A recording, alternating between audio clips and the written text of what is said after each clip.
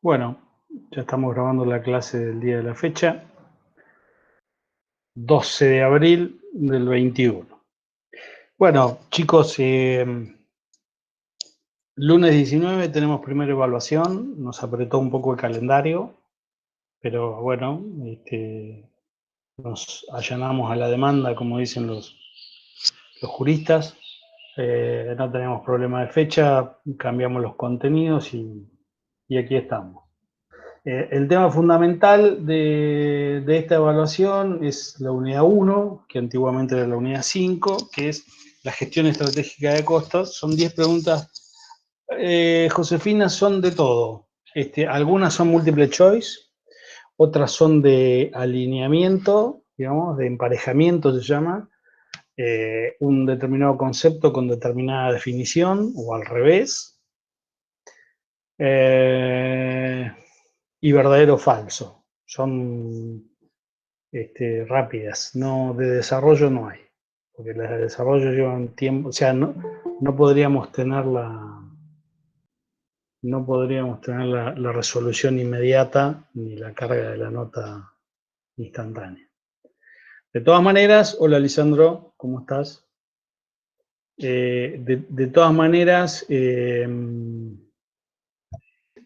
digo que no necesariamente esa nota de parcial va a ser la definitiva, porque acuérdense que ustedes hicieron unas entregas, que ahora Lisandro les va a comentar algunas cositas que estuvo viendo, y van a tener que hacer otra tarea más que se las vamos a dejar esta tarde, que es sobre este tema de estrategia, es el análisis de algunos casos, que les va a servir de repaso y como para estar mejor posicionado en la temática, ¿sí? Así que bueno, si por ahí les aparece una nota en el parcial, no jueguen ni se arriesguen ni especulen solamente con esa nota, porque puede ser un complemento a otras cosas. ¿Estamos de acuerdo? Bien. Lisa, bueno, hicieron la entrega todos los grupos. Lisandro hizo un trabajo maquiavélico, digamos, y de ingenieril del armado de grupos. Y entonces ahora ya estamos listos como para las evaluaciones más fáciles, las entregas que sean más fáciles. E hizo las verificaciones y las correcciones del caso, y tiene algunos comentarios para hacer, ¿no, Lisa? Tal cual. Bueno, ¿cómo andan? ¿Todo bien? Espero que sí. A ver, antes que todo, disculpa por haberme conectado unos minutitos más tarde. Venía doblando con las puertas, sinceramente. Respecto de las entregas, sí, exacto, de las tareas, me está faltando corregir toda la segunda tarea, es decir, lo de primeros pasos. De acá el jueves va a estar la devolución. Como bien dijo Gusi, fue un laburito para parametrizar y al menos para lo sucesivo poder corregir una entrega de los grupos y que le impacten todos los demás. Esta vez hubo que corregir uno por uno en realidad y cargar la nota uno por uno. Y más que nada, por ahí me interesaba darles una devolución global acerca como decía, del caso de yerba mate, ¿sí? Que ustedes tenían que hacer el mapeo e identificar los factores y precisar la unidad de costeo.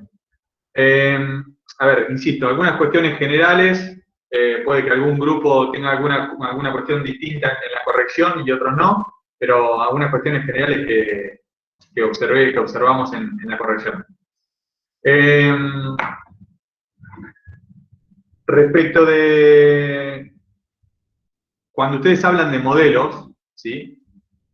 Acuérdense o tengan presente, mejor dicho, que ahí lo que interesa es cuáles costos son los que ustedes consideran, ¿sí? Cuáles costos forman parte justamente del costo del producto, y hablamos de la clasificación con la variabilidad, mejor dicho, ¿sí? Entonces hablamos o de costeo parcial o de costeo completo, ¿sí? Si incluimos solo los variables o si incluimos todos, ¿sí? Los variables y los fijos, pero nada tiene que ver que por ahí en algún grupo se había confundido con esto, al menos con la fundamentación, nada tiene que ver la direccionalidad.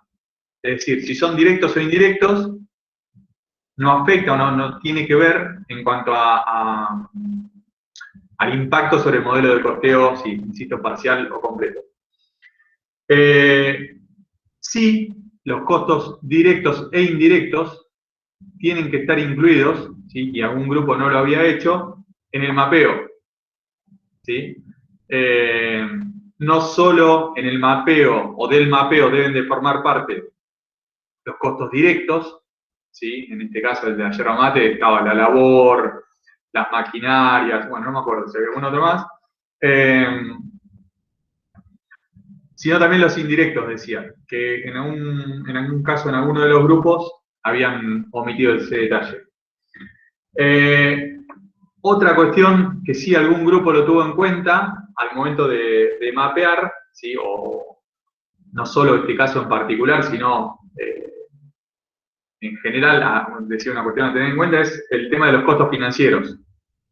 ¿Sí? Cuando hay procesos productivos que se prolongan en el tiempo, ¿sí? Que desde la fase cero de producción hasta el momento de la comercialización transcurre un tiempo, se suceden costos financieros, ¿sí? Porque se inmoviliza capital, ¿sí? Y por ende hay costos financieros que se originan, ya sea para obtener financiación, para comprar a un proveedor, para obtener financiación para una máquina, bueno, para distintas alternativas, pero bueno, costos financieros tienen que ser tenidos en cuenta, en el mapeo. ¿Alguna otra cuestión más? Ok.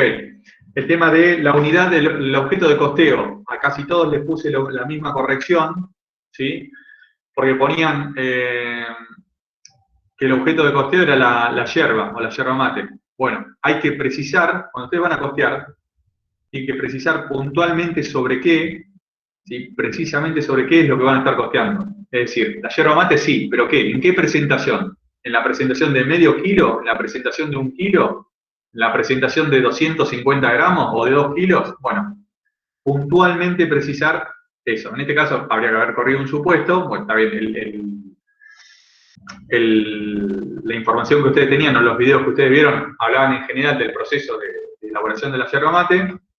Bueno, decía, deberían haber precisado alguna presentación puntualmente de la yerba mate. Y la última aclaración o el último comentario respecto de modelos. Algunos pusieron que el modelo, digamos, algunos pusieron que usarían el modelo, la metodología de costeo, perdón, el modelo parcial y otros el modelo completo.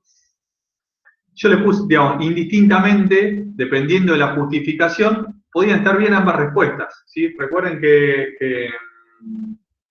no, en este sentido, la opinión, digamos, o el criterio de que va a generar información para tomar decisiones, en tanto y en cuanto esté bien fundamentado, esté bien justificado, puede ser válido un modelo u otro, ¿sí? No es que estaba bien una respuesta u otra. Y otra cuestión complementaria a esto es que uno, en la práctica, ¿sí? Puede adoptar un modelo, pero esta decisión, ¿sí? No es no necesariamente rígida a lo largo del tiempo. ¿Qué quiero decir con esto? Uno puede, digamos, armar un sistema de información de manera tal de utilizar la metodología de costeo variable, por ejemplo, ¿sí? Y con el paso del tiempo, ¿sí? Con el transcurso del tiempo, observar, darse cuenta de que por ahí le puede servir tener información de costeo completo. Bueno, entonces, el hecho de haber optado por una metodología de costeo, insisto que son decisiones de gestión, decisiones de un equipo de gestión, de la persona que estaba generando la información, no necesariamente implica morir en esa metodología, ¿sí? Por ahí lo bueno, lo interesante es saber tomar lo mejor de cada una de estas herramientas, ¿sí? De cada uno de estos modelos, Y si es necesario a lo largo del tiempo irse de un modelo a otro, la decisión, digamos, no necesariamente tiene que ser eterna en el tiempo, digamos. La decisión tiene que tener, o puede tener, mejor dicho, cierta flexibilidad. Nada, bueno, esos eran por ahí en comentarios así en general respecto de las entregas. Creo que ninguna otra cuestión en particular.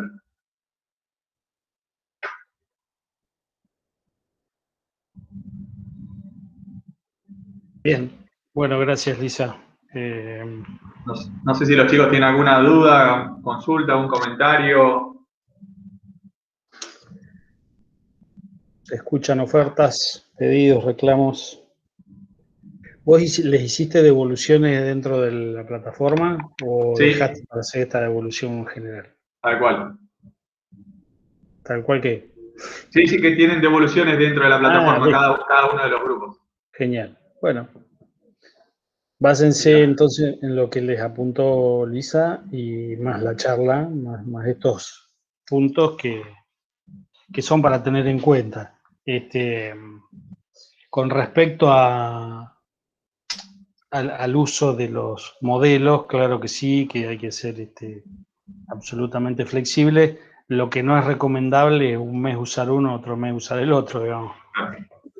Hay que ser flexible ante determinadas situaciones que impliquen un cambio en el procesamiento de los datos y obtener o el mejoramiento de esa base de datos para lograr información.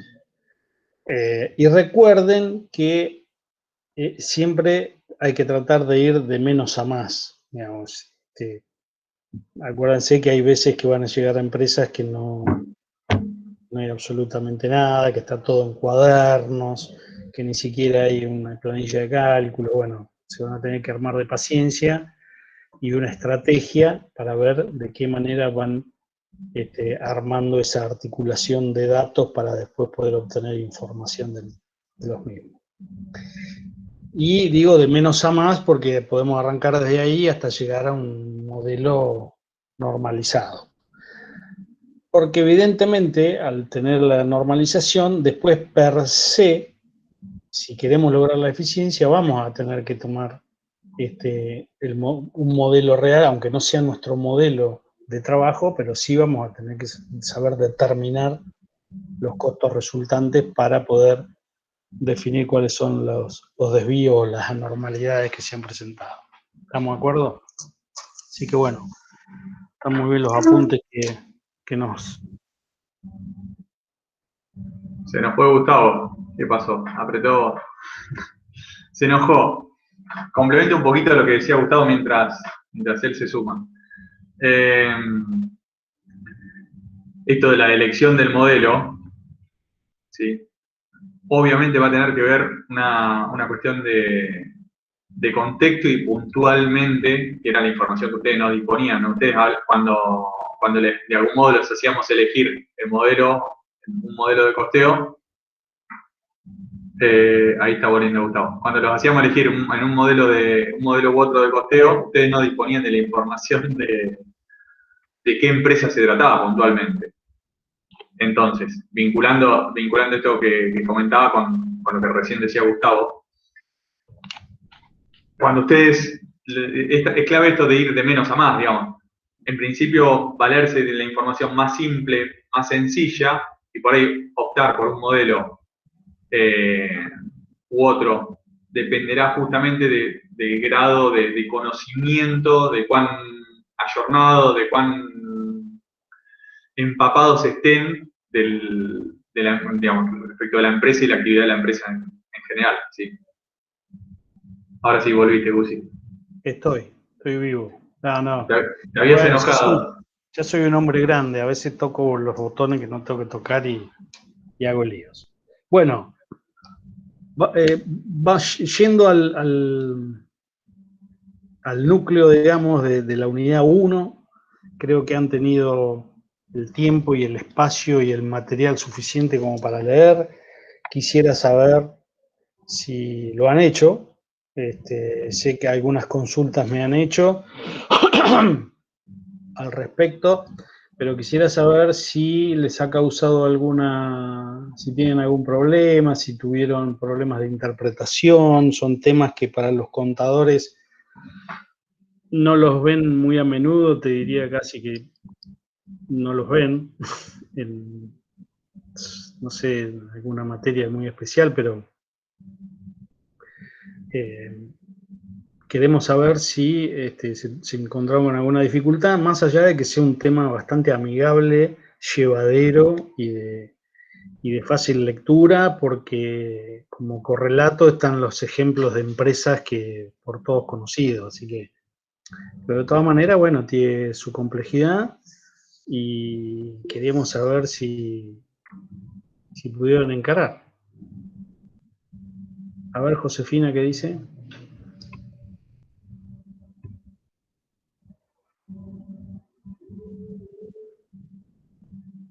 Las 5 fuerzas de Porter se analizan al momento de establecer la estrategia competitiva. Exactamente. Tal cual. Como habrán visto, bueno, en los videos y en las clases apuntadas de la profesora Ferraro, las estrategias, acuérdense que son la estrategia corporativa, digamos, de decir, bueno, la empresa qué quiere hacer, dónde, digamos, hacer las cosas correctas y de manera correcta o correctamente. Pero primero es qué es lo que vamos a hacer.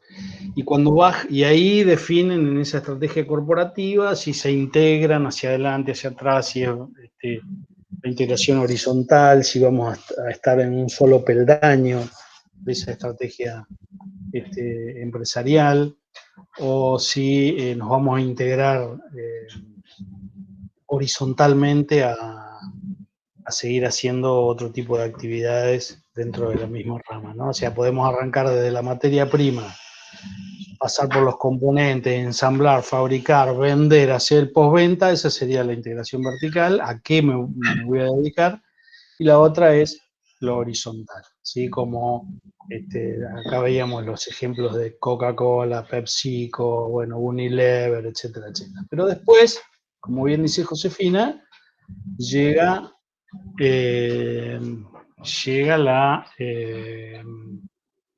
disculpen que me apago un poquito la camarita, llega la parte de establecer cómo voy a competir y dónde voy a competir, y ahí es donde nos basamos un poco, por ahora, o hay un modelo de visión de usar la cadena de valor del querido amigo Miguelito Porter, que marca algunas cuestiones a tener en cuenta, Josefina, a la hora de salir a competir. O sea, no estoy solo en el mundo, si no sería patear y abrazarse, e interactuamos, como se ve más adelante en cadena de valor, interactuamos dentro de esta gran cadena integrada, ¿sí? De esta industria en la que yo me posicioné, y a su vez voy a competir contra otros colegas, enemigos, como quieran llamarle, que también realizan la misma actividad que nosotros. Pero a su vez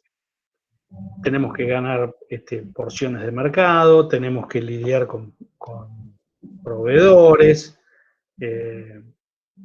con esas famosas fuerzas que dice Porter, y todas estas variables externas juegan su papel importante a la hora de nuestro posicionamiento, ¿no? Cómo negocio con los proveedores, qué amenaza de sustitutos, de productos sustitutos tengo en el mercado, algo parecido que me puedan sustituir a lo que yo estoy produciendo, qué fuerza o poder de negociación tienen esos clientes, ¿sí? Y además, tratar de poner barreras de entrada ante amenazas de nuevos competidores o de nuevos productos. Entonces, bueno, es verdad, es en la etapa de la estrategia, la parte competitiva, ¿sí? Y ahí, bueno, y ahí vamos a ver después cómo lograr ventaja a través del posicionamiento. No sé si seguimos avanzando, cómo viene el resto de la tropa con el tema, si tienen más preguntas específicas, vamos respondiendo así preguntas Yo de a tengo uno. una duda. A ver, Dulce. También en estrategia competitiva. Uh-huh. Que hay un texto que nombra tres formas, no, las formas de la estrategia. Sí, sí. Que hay una que nombra 3 formas y las otras 2. No sé si cuál. No, en realidad es para lograr la ventaja competitiva dentro del posicionamiento. Podés posicionar, la empresa se puede posicionar con bajo costo, según la traducción que se le ha hecho a Porter, ¿sí? Posicionamiento de bajo costo. Para mí es bajo precio, porque en realidad el bajo costo sería, no necesariamente tener bajo costo implica salir a bajos precios, pero bueno. Y en ese posicionamiento en bajo costo, cuando tenemos economías de escala, ¿sí? Donde hay una curva de aprendizaje muy alto, y por supuesto que vamos al mínimo, reducciones y racionalizaciones permanentes de costos, controles estrictísimos. Y bueno, y entonces al tener gran escala y bajo costo tenemos gran rotación porque se vende en teoría a un precio más bajo. Y uno de esos, un líder en costo, entre comillas, sería Carrefour, o en su época había cadenas, se les decía de hard discount, como X se llamaba uno, el otro era Día, que ahora me han dicho que no es tan precios tan bajos. Y por el otro lado, la diferenciación, ¿sí? La diferenciación es lo que les había contado Lisandro en la clase anterior, de empresas que quieren posicionarse en la mente o en el mercado como algo distinto, de gran calidad, y que por supuesto genera valor agregado el hecho de consumir esos productos, genera distinción, etcétera, etcétera, a los consumidores, digamos, o a la clientela. Se basan en tecnología, con lindos diseños, colores de vanguardia, bla, bla, bla, que son los casos, bueno, siempre damos los típicos, ¿no? El Mercedes, o algún Audi, o el Rolex, o pilchas de marca que nos dan gran categoría.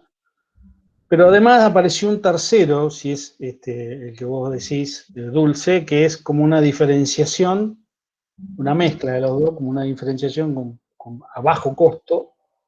Apareció ahí como un nichito raro que se entremezcla entre los dos y ha generado también su movimiento en el mercado, que podría ser el caso de Toyota. Toyota es una empresa que cada día que pasa está buscando la mejora continua a través del proceso de Kaizen, ¿sí? La búsqueda de la mejora continua. Dicen que el estándar de hoy, mañana, tiene que ser mejorado. Y dentro de sus premisas es lograr la máxima calidad de productos de calidad, con bajo impacto ambiental y al menor costo posible. Entonces, y eso es una filosofía de vida oriental, japonesa, y lo están logrando. De hecho, en la planta que hay en Campana, se ha introducido el modelo de gestión Toyota, que pasa justamente por esto. Alta calidad, o sea, buena diferenciación, pero si bien el Toyota no es de los más baratos, tampoco es de los autos más caros. Es un buen auto con patentes internacionales que está al alcance de la clientela, bueno, en este caso en Argentina, ¿no? ¿A eso te referías, amiga? Sí, sí. Y hay también en otro texto, que ahora no me acuerdo, que el tercero que nombra es la segmentación de la demanda. Bueno, sí, o segmentarlo es atacar un nicho específico, algo demasiado específico que no ni merece el análisis de dónde me posiciono, sino que voy específicamente ahí hay empresas que se dedican a algo y son únicas en el mercado. ¿Sí? Bien, Sí. gracias. Empresas que fabrican zapatillas solo para corredores o zapatillas solo para una determinada disciplina deportiva. O Sí, indumentaria, también lo mismo, para solo una disciplina deportiva. se da En mucho en particular. eso, claro, en las bicicletas, o en todo lo que es competición o alta competencia, se da eso, ropa técnica para escalar, ¿vieron? Tal cual. Los escaladores que van al Tíbet no van con zapatillas topper, digamos. Bueno, todo eso. Josefina ahí preguntaba si el posicionamiento estratégico, además de relacionarse con liderazgo en costos y diferenciación, se relaciona con lo de cosechar, mantener y construir. Claro, Sí. porque sí, dale. No, bueno, quiero decir que sí, definitivamente. A ver, en función del momento, del ciclo de vida en el cual se encuentra la empresa o el producto de la empresa, sí, es decir, esto de justamente entender si la empresa está cosechando, ¿sí? Es decir, cosechando los frutos de lo que en algún momento sembró, si está más bien haciendo la plancha, ¿sí?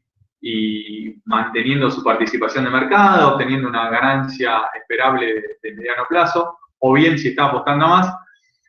En función de eso, de entender, insisto, en qué estado está la empresa o el producto de la empresa, ¿sí? Si la empresa tiene más de un producto, dependiendo de qué es lo que estemos analizando, el posicionamiento estratégico de la empresa o del producto, la empresa precisamente tomará distintas decisiones para posicionarse o para sostener el posicionamiento deseado. Por ejemplo, si una empresa está aspirando a posicionarse dentro de justamente, volviendo con lo de la indumentaria deportiva, está aspirando a posicionarse dentro de un segmento de gente que practica deportes extremos, si está construyendo marca, va a buscar referentes, un escalador del Everest, ¿sí? Que sea una cara visible y va a apostar, va a invertir mucho más en marketing, en desarrollo del producto, estar mucho más arriba en cuanto a tendencias de mercado, va a ser mucho más disruptiva que otra empresa que, no sé, llamémosle un Ancilta, ya un Columbia súper posicionada, ya en ese segmento, que quizá no le haga falta salir a buscar esas estrellas, llamémosle, y hacer esas fuertes inversiones en marketing, ¿sí? En desarrollo de marca, porque justamente el ciclo de vida o en el momento en el cual está esa empresa, ¿sí? Dije Columbia, por ejemplo, es distinto a una que está buscando justamente construir marca, crecer, ¿sí? Obtener nuevas cuotas de mercado.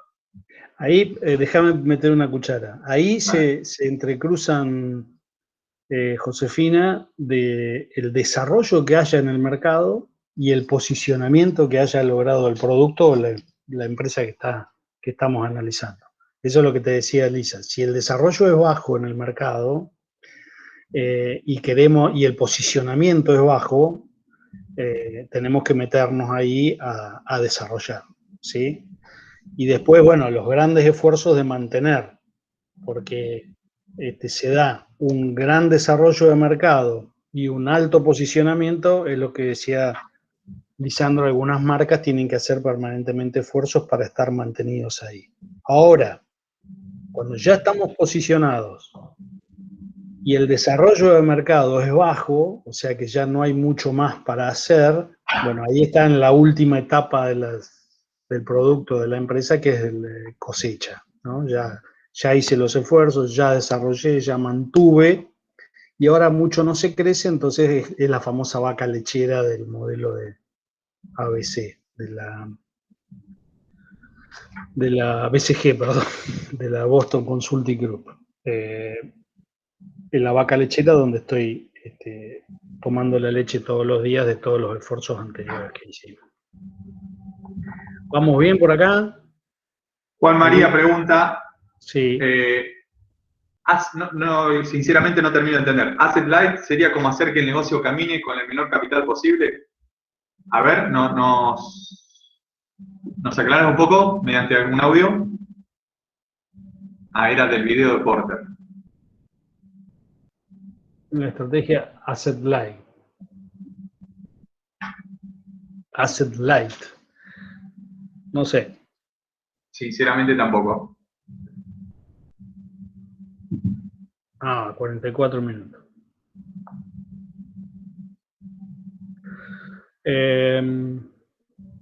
Claro, en realidad eso tiene que ver con lo que nos proporciona Porter, es decir, se vincula con lo que nos dice también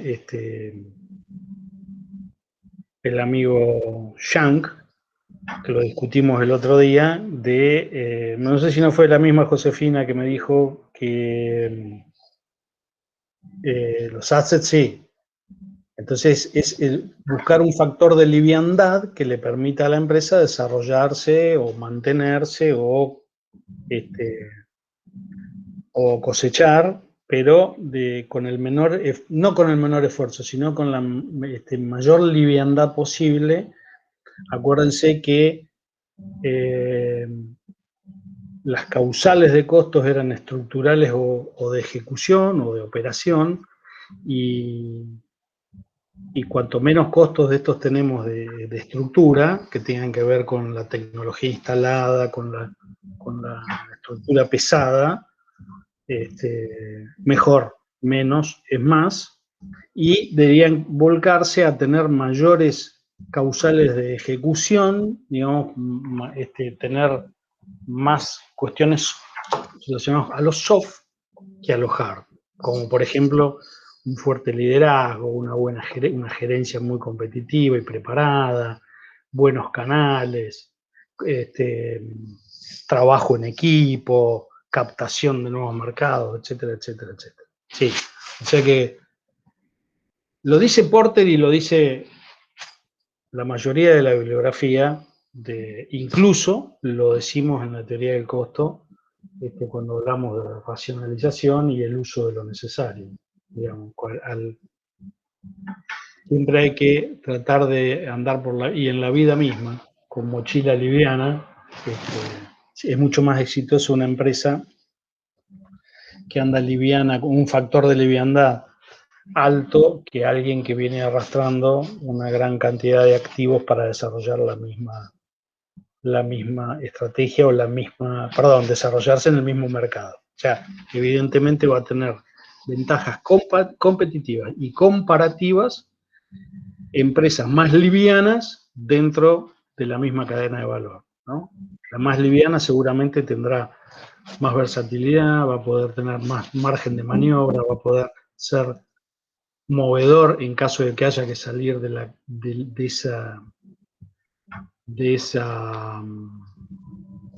ese corredor estratégico en donde estamos compitiendo con otras marcas. Bueno, no sé si vieron en pandemia, me llamaba mucho la atención, y porque yo fui en casa durante la pandemia el que limpiaba los pisos, lo reconozco, la cantidad de esas mopas que han salido al mercado, cambiando la estrategia de la limpieza, digamos. Antiguamente era, bueno, el trapo de piso, después la mopa, pero que las escurrías manualmente, después aparecieron las mopas circulatorias que de forma centrífuga se secaban, después aparecieron otros que es un paño que echa con un tanquecito de agua que vas echando. Bueno, todos esos productos fueron mutando, fueron saliendo del corredor estratégico. Antes competían las fábricas de trapo de piso con los haraganes para trapear, como se dice normalmente, y de buenas a primeras salieron de ese corredor y pasaron a otro nicho o a otro lugar de competencia. Con un ejemplo muy, muy pavo lo estoy diciendo, ¿no? Lo mismo pasa en todo tipo de mercado hipercompetitivo. Entonces las empresas que están livianas, con un factor de liviandad interesante o bajo, van a poder adaptar más fácil toda su estructura a estos grandes cambios, sin tener que hacer grandes setups de máquinas ¿Se entiende? Están buenos los aportes ahí también de Julieta y de Sharon. Julieta dice, creo que sí, que los assets, son los activos, quizás se refiere a tener poco, justamente costos fijos o poca estructura. Sí, es lo que viene hablando, lo que venía comentando Gustavo. Y Sharon dice también que hay que hallar, formas creativas de no utilizar tanto capital. Bueno, lo que dice Sharon... Alineado a lo que vos estás diciendo, justamente, Gustavo. Sí, y va de la mano... Perdón. Sí, exacto. Eso, dale. No, iba a decir, la creatividad es la base de los negocios, precisamente. Hoy, el tener o no tener capital para desarrollar un negocio definitivamente no es impedimento para llevar a cabo un negocio exitoso. Piensen en los grandes, justo con la pandemia, esto que yo estoy diciendo puede ser rebatido, ¿no? Pero piensen quién es la empresa que más propiedades tiene para alquilar alrededor del mundo. Creo que todos deben de saber cuál es. Airbnb. ¿Cuánto capital tiene Airbnb? 2 macetas y un falpudo. No necesita capital. Bueno, definitivamente la creatividad, ¿sí? Y el cómo utilizar la tecnología y los recursos y el saber en función de generar negocios es la clave hoy en el mundo de los negocios, más que propiamente dicho el capital en sí mismo para desarrollar un negocio.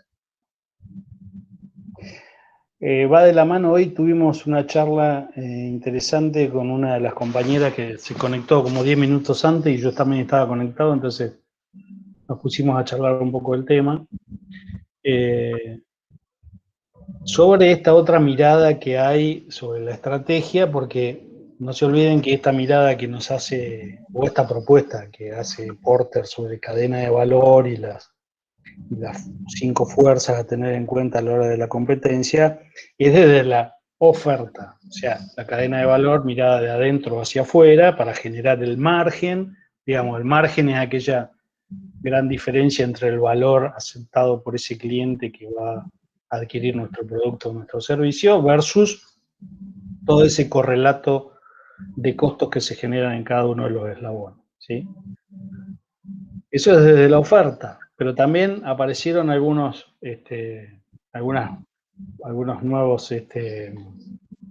nuevas miradas, ¿sí?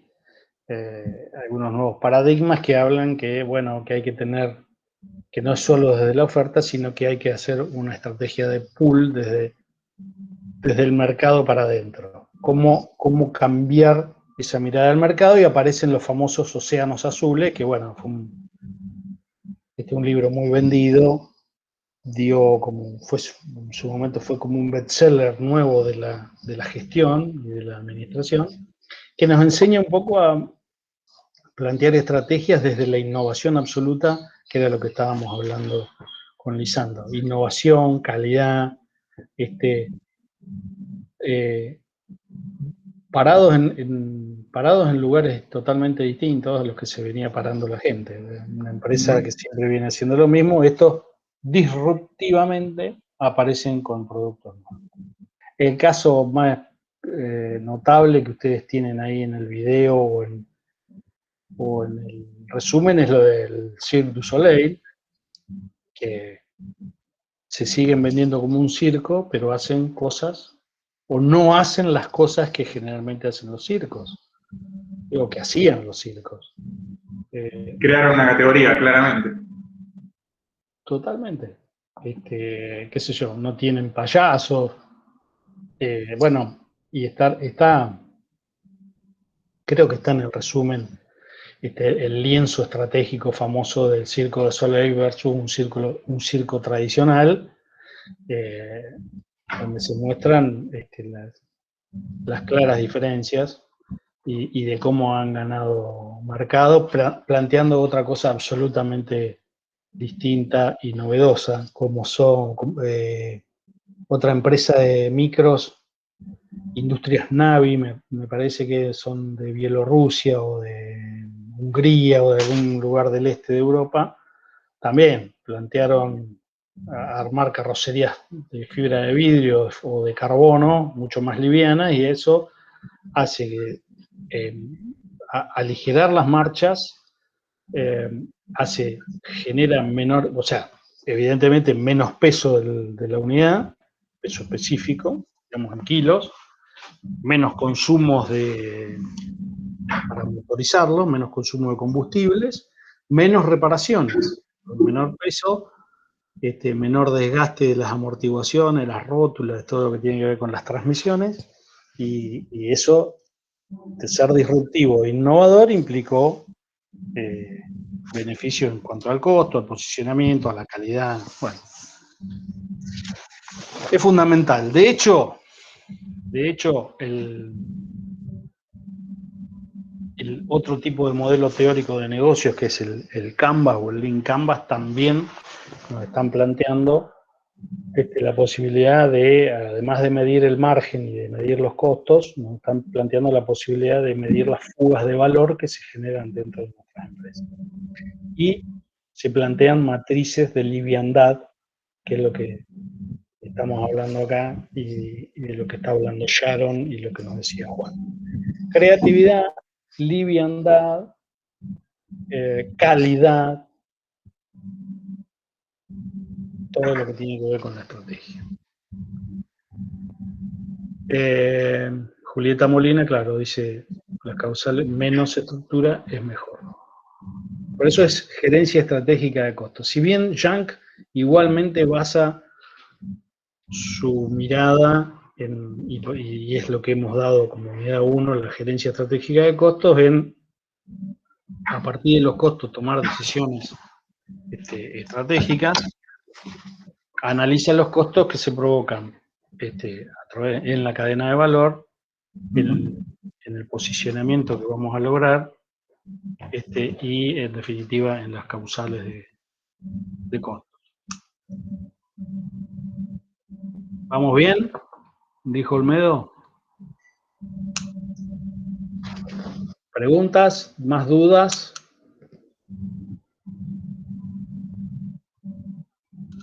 ¿Alguna duda más, chicos?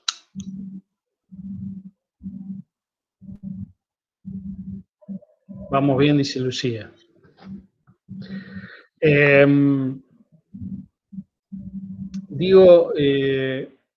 Lo de cadena de valor es un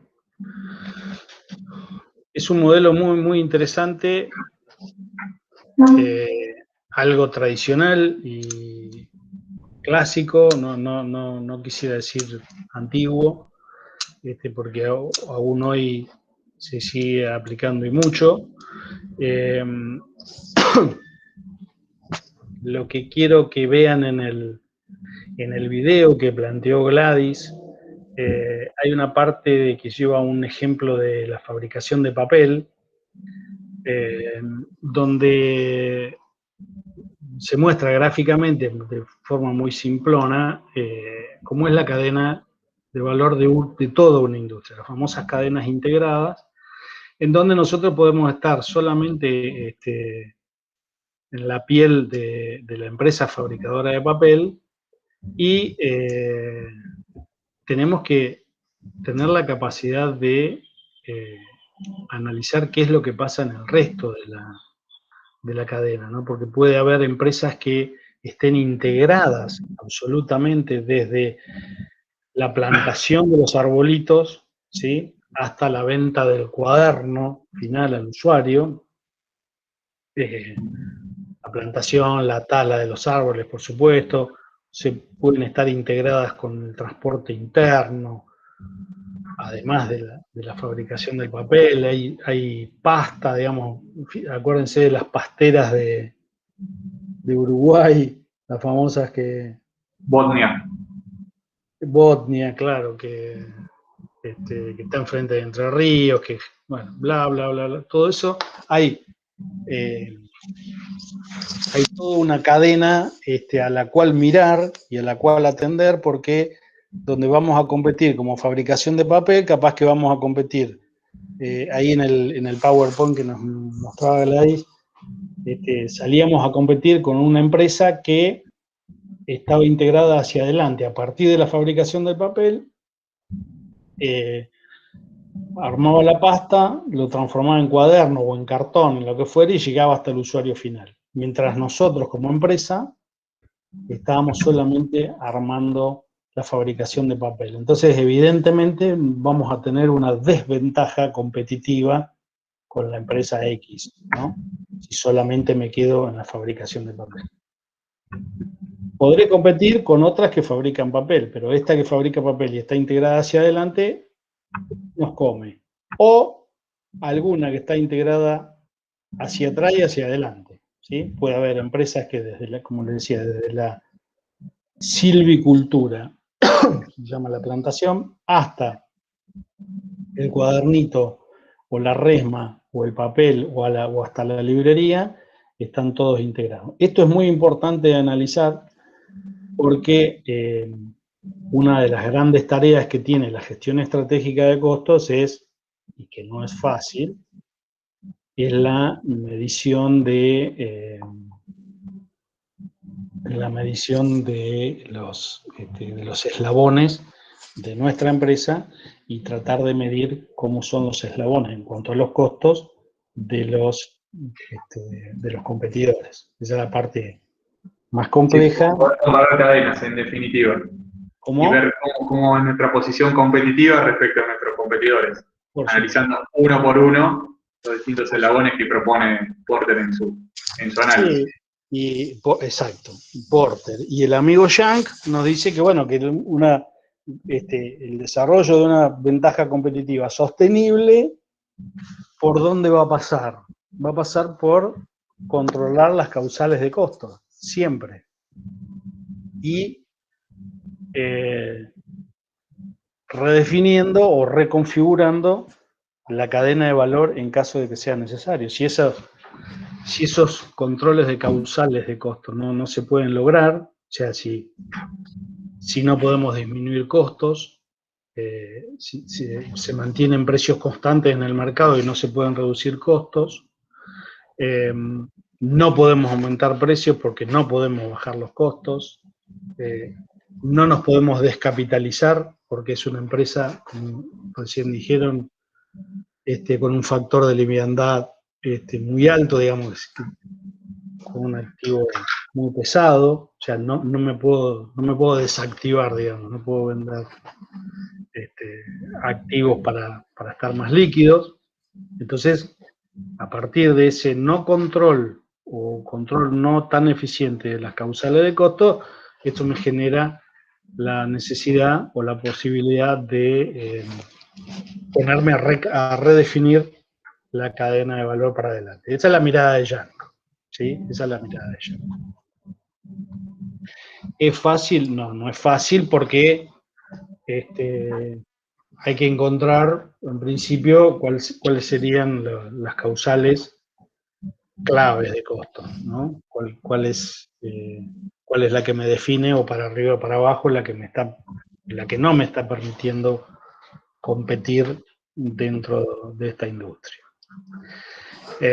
Y otra cosa que también es difícil, pero no imposible, y es un poco el juego entonces de esta cadena de valores, la definición de los márgenes, tanto el margen final que se obtiene en el mercado de los clientes hacia la empresa, como los márgenes que obtenemos nosotros con los proveedores, digamos, ¿sí? Nosotros al insumir productos de un mercado de proveedores, también estamos dispuestos a pagar o a reconocer algún valor que los proveedores transfieren hacia nosotros. Entonces, por ahí pasa la cosa. Es un modelo teórico muy interesante que nos permite definir de qué manera bueno, y me salté un paso, digamos, que es la parte que ustedes ya conocen, que esa cadena está integrada por operaciones de relevancia o de importancia, o las de jerarquía, y las otras las de apoyo, ¿sí? Y eso generan eslabones hasta llegar las operaciones finales, a la entrega o incluso hasta la postventa. Y en cada uno de esos eslabones se consumen costos y en cada uno de esos eslabones van generando pequeños márgenes que logran un margen final. Modelo muy interesante que nos gustaba o nos gusta que lo tengan en cuenta, pero recuerden que acá lo que estamos diciendo es que a partir de ese análisis de cadena de valor y del posicionamiento estratégico, tenemos y del manejo de las causales de costo, tenemos esta gerencia estratégica de costos para la toma de decisiones y la implementación de nuevas estrategias. ¿Sí? Más allá, porque cuando les hablamos de causales de costo y les decimos, bueno, acá no nos importa que sean fijos o variables, o no nos importa que no dependen del volumen, digamos, o sea, si son fijos o variables da lo mismo, porque los variables, si es 0 no hay, si es 1, ¿sí? Las relaciones de eficiencia marginal y media acá no juegan. Lo que hay que atacar o conocer o definir son los impulsores o microimpulsores de cada una de esas causales de costo. Es otra mirada, digamos, veníamos con la teoría del costo, donde decíamos que hay un componente físico y uno monetario, que podemos tener costos de acuerdo a la cualidad, podíamos acumular de forma variable o completa. Bueno, acá no nos importa nada de eso, es que tiene un poco una mirada distinta, un poco más disruptiva, pero muy aplicable en determinadas industrias, en determinados casos, como por ejemplo en la industria del software, ¿sí? Que donde hay una imposibilidad muy grande de discernir entre determinados tipos de costos o las clasificaciones tradicionales de costo, y vamos por los microimpulsores que generan determinadas causales. Y es un formato para determinar los costos de esa prestación de servicio o de un armado de un activo intangible, como puede ser un software en sí, o el desarrollo de un software, ¿sí? Es un activo, pero absolutamente intangible. O si no, la prestación de un servicio. De la mano con lo que viene comentando Gustavo, pregunta Josefina si se deberían eliminar las actividades que no generan valor también. Definitivamente, el foco tiene que estar en las actividades que generan valor, salvo aquellas que, digamos, una cuestión de estructura o de procesos, tienen que estar irremediablemente justamente dentro de los procesos. Pero todas aquellas actividades que no generen valor, precisamente deberían eliminarse, reducirse, ver la alternativa, en todo caso, de 2 o 3 actividades, hundirlas y que se transformen en una sola. Tercerizarlo de manera tal de reducir costos. ¿Sí? Hoy, por ejemplo, una tendencia muy, muy actual, digamos, que viene de hace algunos años, es no tener departamento contable en las empresas. Tienen todo tercerizado. Entonces, cuando requieren un saber específico de un contador, de alguien que le liquide los sueldos, de alguna cuestión impositiva, ¡pac!, acuden a un tercero. Lo mismo con lo que tiene que ver áreas de sistemas. Digamos, que hace algunos años, hace 10, 15, 20 años, todas las empresas tenían un departamento de sistemas. Hoy no necesariamente, aparte por ser un recurso justamente sumamente valioso y, digamos, con un alto valor de mano de obra, toda una tendencia actual es también todo lo que es sistemas esté tercerizado, digamos, que sean actividades fuera del núcleo central de la empresa. Sí, digamos.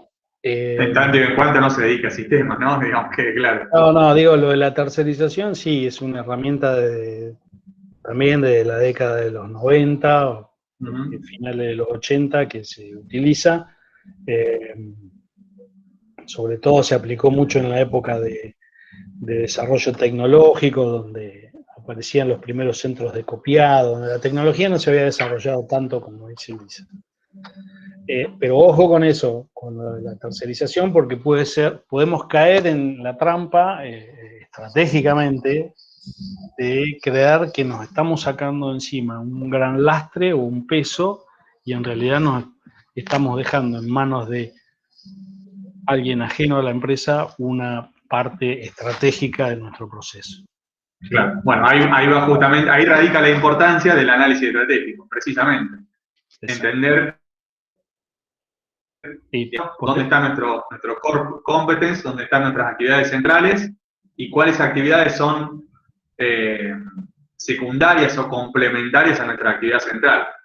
sí, tal cual. Por eso, lo que les acabo de decir, una de las grandes dificultades que tenemos para la gerencia estratégica de costo que nos plantea Yang es encontrar las causales claves que hacen que definamos nuestro negocio para un lado o para el otro. Pero es verdad, lo que no genera valor y no es estratégico para la empresa debe eliminarse. Excepto, voy a meter una cuchara, es un modelo racional el que estamos diciendo, no genera valor, listo. Cuando veamos toma de decisiones vamos a ver que no siempre esas decisiones son así tan frías o marcadas por los números. A veces tenemos que tener, a veces no, siempre tenemos que tener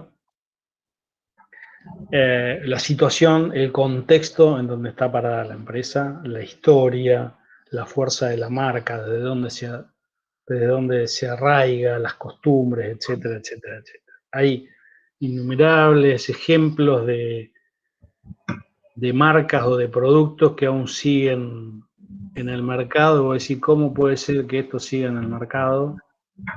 Si esto ya cambió o ya evolucionó, como por ejemplo la hoja de afeitar.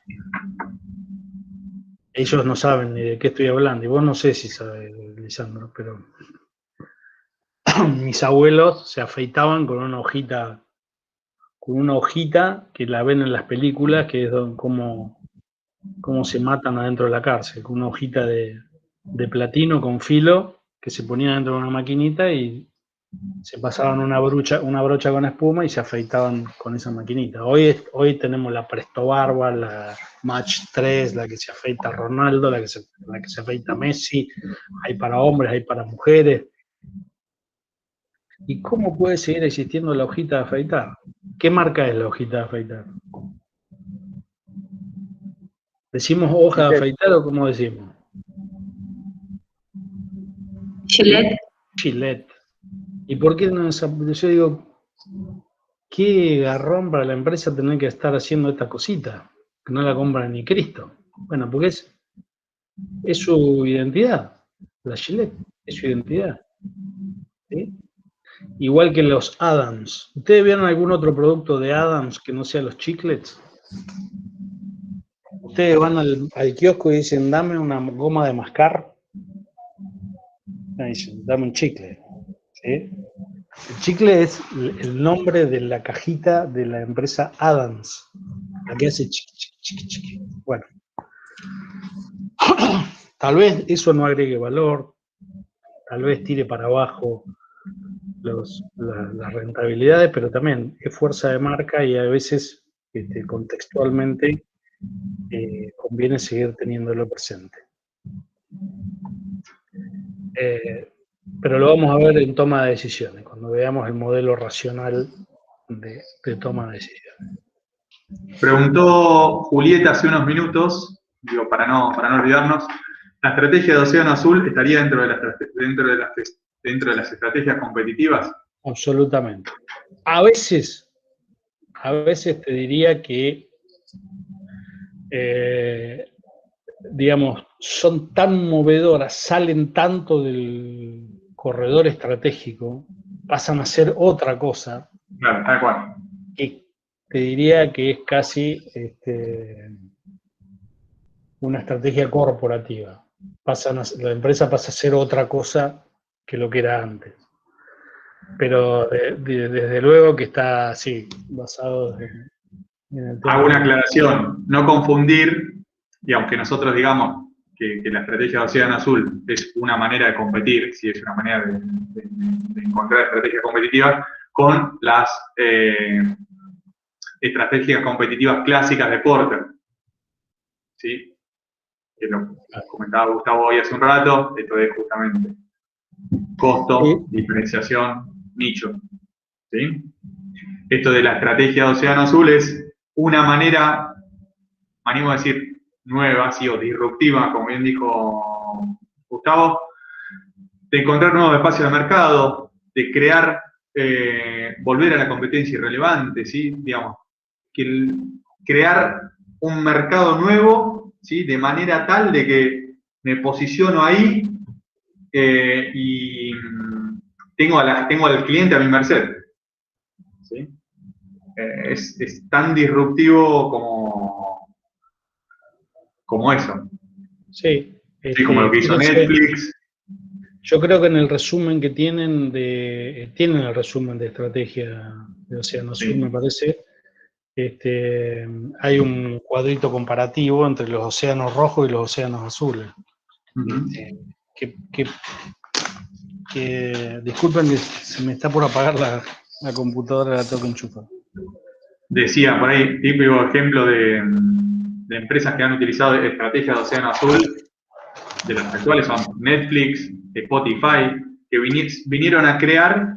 ¿Quién pensaba que íbamos a poder compartir la música, que en tu teléfono ibas a estar pudiendo reproducir lo mismo que en mi teléfono, a pesar de estar a la distancia? Bueno, definitivamente crearon nuevos nichos. Tal cual. Total. Dice el Océano Azul que como que hace irrelevante la competencia porque se diferencia de tal forma, sale de ese corredor que ya no le importa competir y los clientes tampoco se desvive porque va a conseguir clientes, otro tipo de clientes y más clientes. Entonces crean nuevos clientes, los redefine. ¿Alguien sabe cuánto paga por Spotify todos los meses, los que tienen premium? Nadie, es irrelevante. El servicio uno da por incorporado, o tiene tan incorporado el servicio dentro de sus dinámicas diarias, por el hecho de que te queda cómodo, llegás, lo pusiste, te fuiste de viaje, no necesitas tener descargada la música. Digamos, pasa a ser tan irrelevante el precio y está tan posicionada la marca, el producto mejor dicho, más que la marca en sí, o en realidad se confunden. Digamos, hoy uno prácticamente no habla de música de música online, sino habla de Spotify. Está tan posicionado, decía, que pasa a ser irrelevante. Crearon una nueva categoría. Bien, ¿alguna otra duda, consulta, comentario? De todas maneras, nos volvemos a juntar el jueves, si quieren, un ratito, para eliminar todas las dudas. Si quieren, hacemos todo un repaso por el tema, una barrida muy rápida con alguna filmina y no tanta charla. Pero para refrescar y tratar de cerrar estos temas, hoy les voy a dejar por grupo, Lisandro, una tarea que es el análisis de casos que les va a ayudar para redondear y para definir en qué tipo de estrategia está la empresa, en qué etapa, si es de construcción, si está en crecimiento, si está cosechando, ¿sí? Son casos de empresas conocidas, que son, la verdad que lo van a hacer pronto y es muy sencillo de realizar. Así que para el jueves vamos a subir esta tarea para que el jueves ya esté entregada y nos sacamos todas las dudas. ¿Sí? Pero, a ver, no nos interesa que sean expertos, analistas, estrategas, ojalá lo fueren. Sí nos interesa que entiendan que hay como una gran teoría del costo para acumular y determinar y gestionar los costos y para la determinación de la renta para la gestión, y también hay una gerencia estratégica de costos, que desde esos costos se pueden hacer grandes definiciones estratégicas.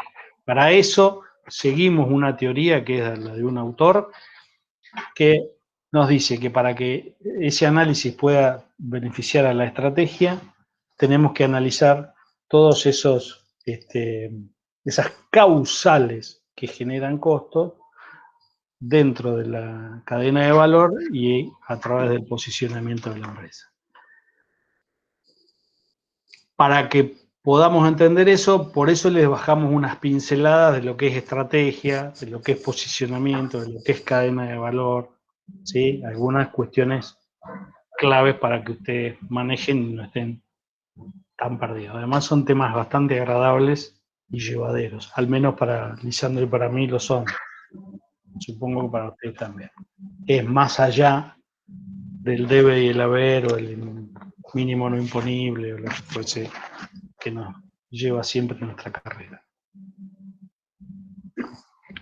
¿Más dudas, chicos? Quedamos entonces para el jueves con la tarea entregada, el repaso final y preparado ya para el lunes 19. ¿Les parece bien? Va a ser muy sencillo, no tengan miedo, va a ser muy sencillo. ¿Sí? ¿No hay más dudas? Levantamos la grabación entonces. Gracias a ustedes por participar. Espero